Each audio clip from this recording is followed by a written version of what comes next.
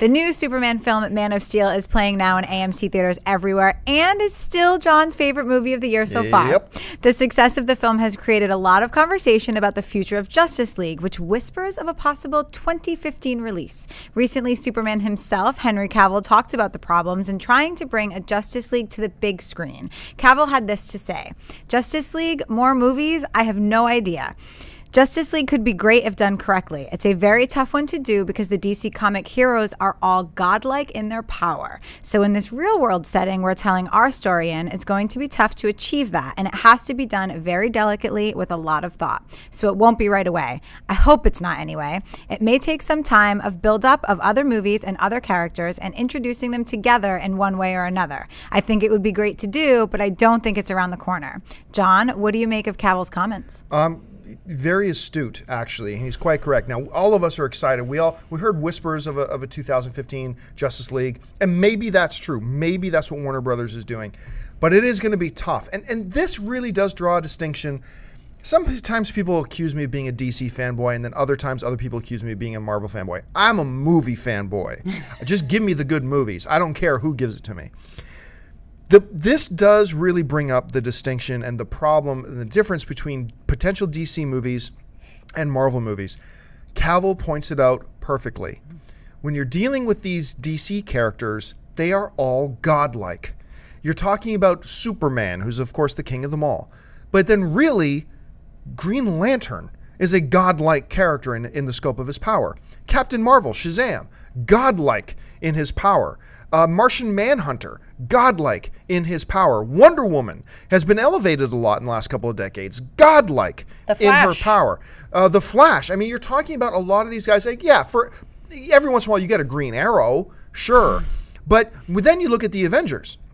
Well, any of those DC characters I just pointed out could wipe the floor with anybody in the Avengers, aside from maybe Thor and Hulk, could wipe them all out without a second thought. Green Lantern against Hawkeye? Green Lantern against Iron Man? I'm sorry, it's no contest.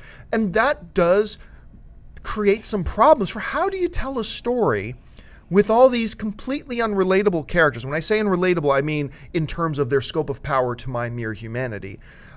Whereas with Iron Man, he's just a dude in a suit. When you're talking about Hawkeye, he's just a dude with mad skills. And so it makes it difficult. And of course, Marvel will then pepper in a Thor, God of Thunder, or a Incredible Hulk.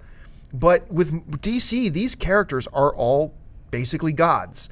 And how do you do that? How do you create this universe that is supposed to be our real world setting that they've tried to achieve with Man of Steel and achieved really well?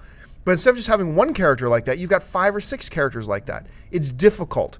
And I can understand Warner Brothers being apprehensive, being cautious, because you can really screw this up very easily. It can be screwed up very easily. This isn't one of those films that would just be easy to do, like it would just write itself. This is a difficult one to do to make it relatable. And I think Henry Cavill has really put a very fine point on it and has expressed the situation perfectly. It's difficult. They've got to take their time. I still want it, and I want it now, but I can get this is a hard one to pull off. But you pull it off, and it'll be epic. So I don't know, Amy Rose, what do you think of Cavill's comments? How do you see this? Yeah, Arrow and Hawkeye would be a better mashup.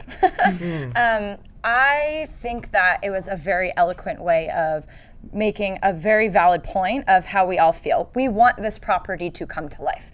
And I think that, you know, in an effort to really make this universe feel so grounded, we need people like Snyder and Nolan.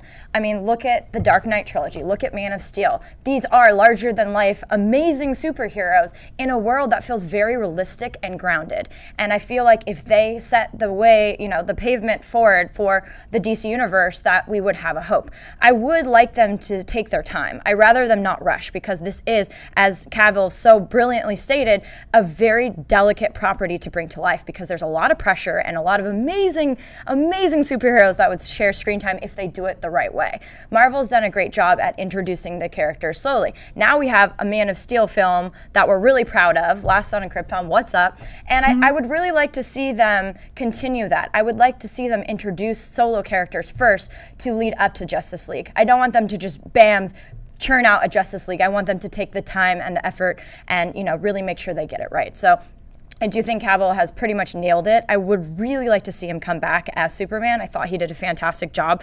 We're not going to get Christian Bale. I know we'd all love that, but you know, it'd be really interesting to really map out our dream lineup of these superheroes.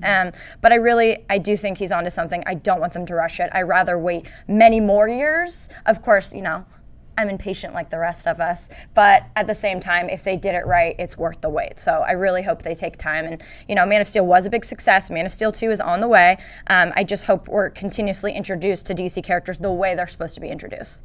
2 years seems really short to put together a Justice League like that.